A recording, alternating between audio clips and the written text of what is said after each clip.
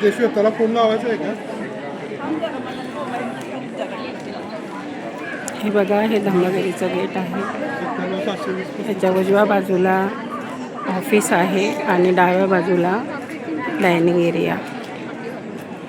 इथून डाव्या बाजूला पुरुष निवास सुरू होतो आणि उजव्या बाजूला महिला क्षेत्र सुरू होतं.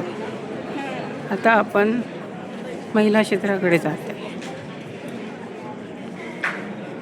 हे बघा किती सुंदर झाडं आहेत.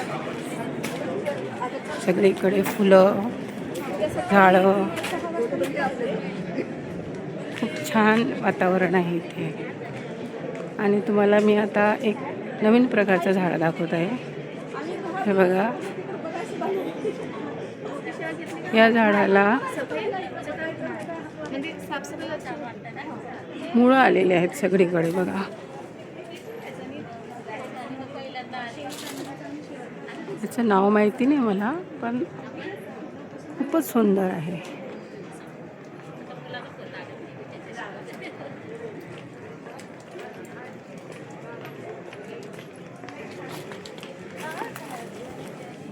पुढे जाऊया आपण. आता इथून तुम्हाला मी दाखवते या शिबिरचा जो मेन आत्मा, प्राण आपण ज्याला म्हणू, ती आहे ही घंटा. ह्या घंटेवरच आम्ही 11 दिवस जगत होतो. ही घंटा दिवसातून 9 वेळा वाजते.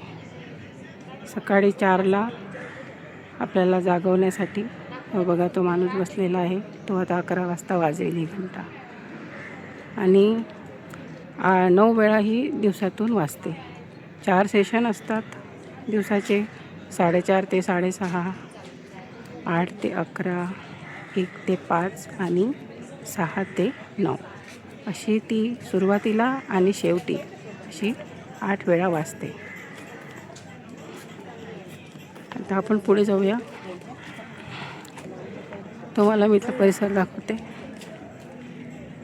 हे बघा, किती सुंदर फुलं आहेत. गार्डन किती सुंदर आहे. असं वाटतं की आपण एखाद्या गार्डनमध्ये राहायला आलो आहे. हे बघा, तो आता घंटा वाजवतोय.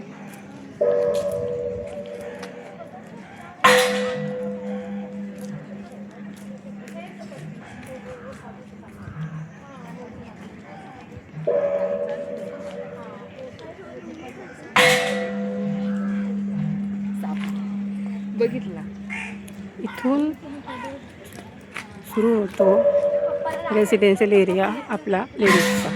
लेडीजचे सगळे रूम आहेत. हे झाड बघा,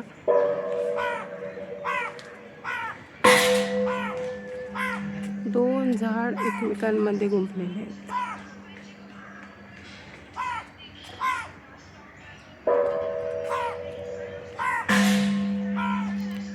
इकडे या बाजूला सर्व लेडीजचे रूम आहेत.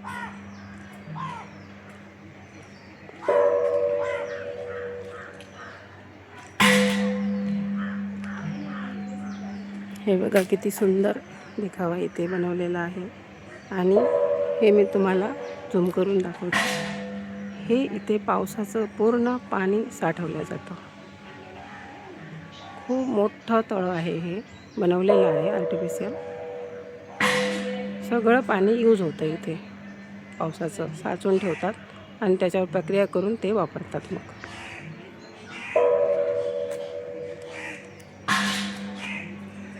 हे सगळ्या रूम्स आहेत साधिकांच्या. बघा, आता आपण वर जाऊ.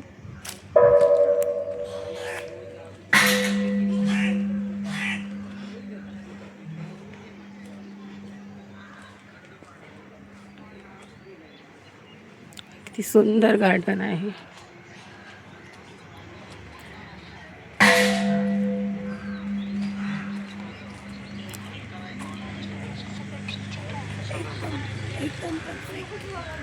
दहा दिवसानंतर आज आमचं मौन तुटलेलं आहे आणि आज आम्ही बोलायला लागलो आणि आज आम्हाला मोबाईल हातात मिळाला.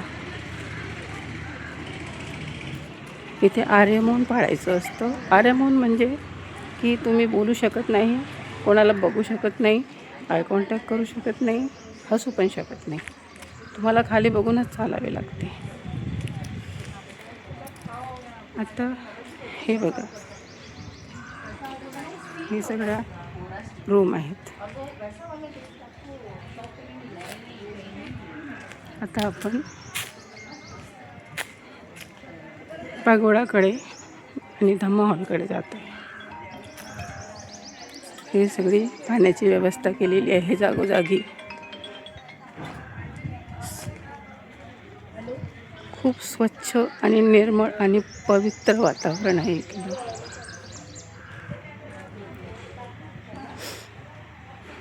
इथे धम्मसेविका आपल्याला सकाळी 4 पासून जागवायला येतात, तर रात्री 9 पर्यंत आपल्यासोबत असतात.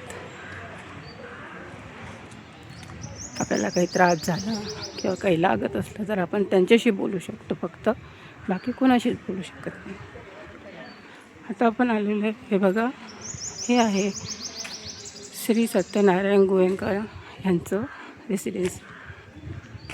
ते इथे राहायचे. हे बघा,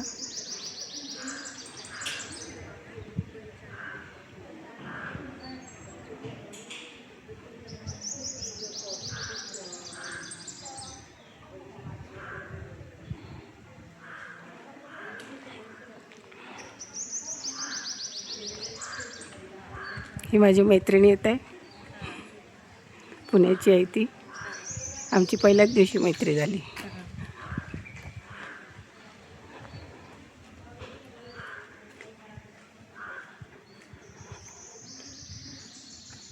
इकडे कॉमन वॉशरूम पण आहे आणि हे आहे महिला आचार्य यांचं निवासस्थान,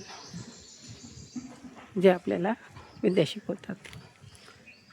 आणि पाठीमागे बघा मोठा डोंगर आहे, तो मी तुम्हाला दाखवणार आहे नंतर. आता आपण सुरुवातीला हे बघूया.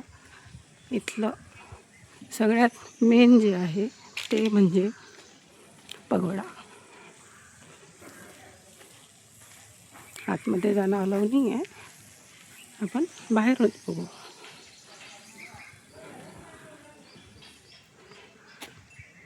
इथले फुलं, सगळीकडे फुलांचे झाडं, इतकं सुंदर सजवलेलं आहे. हे जणू काही स्वर्गच वाटतो आपल्याला इथे राहिल्यानंतर.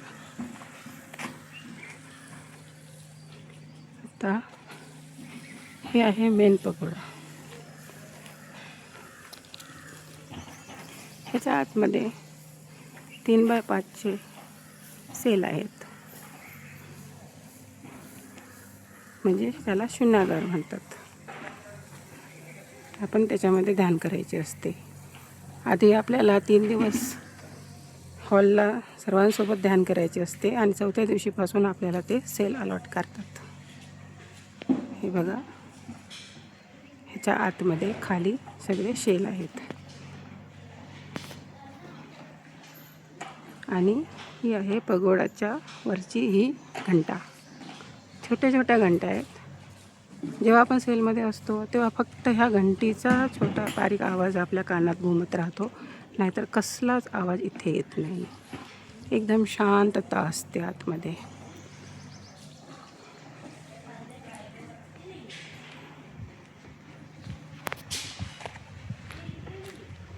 आणि आता आपण जो धम्म हॉल आहे तिकडे जाते.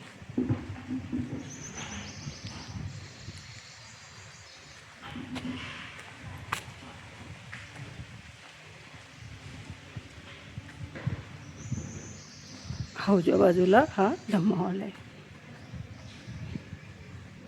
ते आपले शूज ठेवायचे.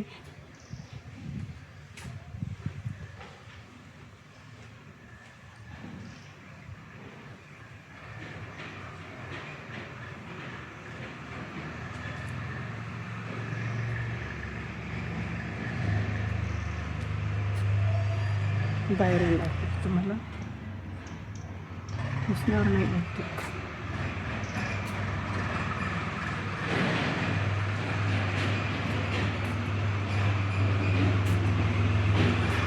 इथे नोटीस बोर्डवर डेलीच्या सूचना दिलेल्या असतात. डेली आपल्याला काय करायचे असते.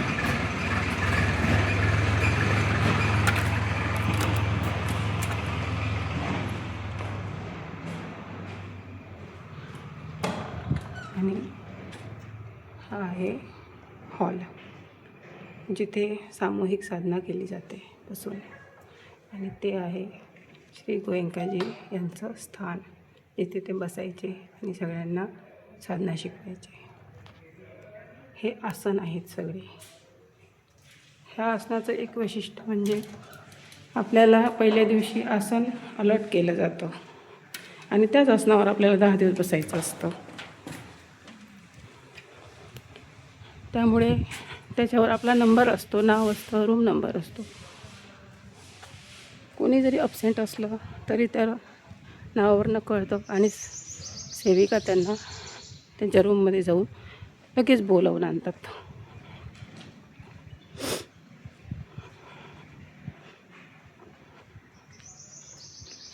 इथले नियम खूप कडक आहेत.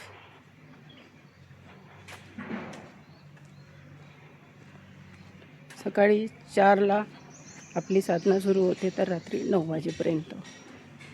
पहिलं सेशन 4 ते 4:30 असतं. त्यानंतर आपला नाश्त्याचा ब्रेक असतो. त्यानंतर 8 ते 11 दुसरं सेशन चालू होतं. त्यानंतर 11 ते 1 वाजेपर्यंत आपला ब्रेक असतो जेवणाचा. आणि नंतर 1 ते 5 आपले परत तिसरं सेशन चालू होतं. आणि त्यानंतर 5 वाजता आपला नाश्त्याचा ब्रेक होतो. आणि 6ला परत चौथं सेशन चालू होतं. ते रात्री 9पर्यंत चालतं. त्यात 7:30 ते 9पर्यंत गोयंकाजी यांची व्हिडिओ ऐकायला मिळते आपल्याला. ते आपल्याला प्रवचन देतात. बाकी पूर्ण दिवस आपल्याला साधना करायची असते.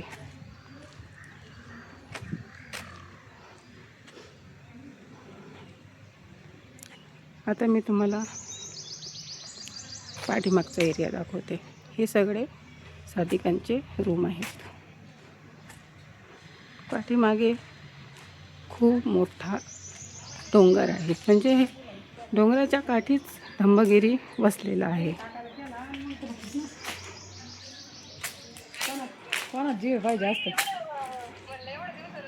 आज मोबाईल भेटला, सगळे फोनवर बोलत आहे. हा पाठीमागचा डोंगर आहे. हे बघा, हे सगळे रूम आहेत. खूप मोठा एरिया आहे हा.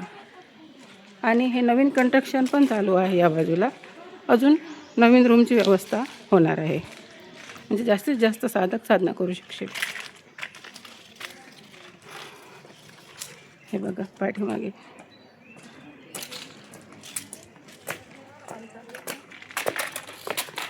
सुंदर डोंगर, झाडं.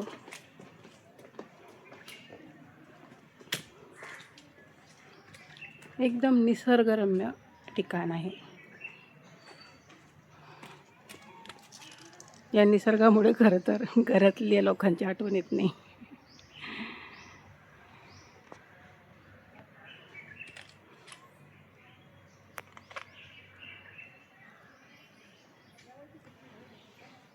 झाडावर माकडं पण येतात बरं.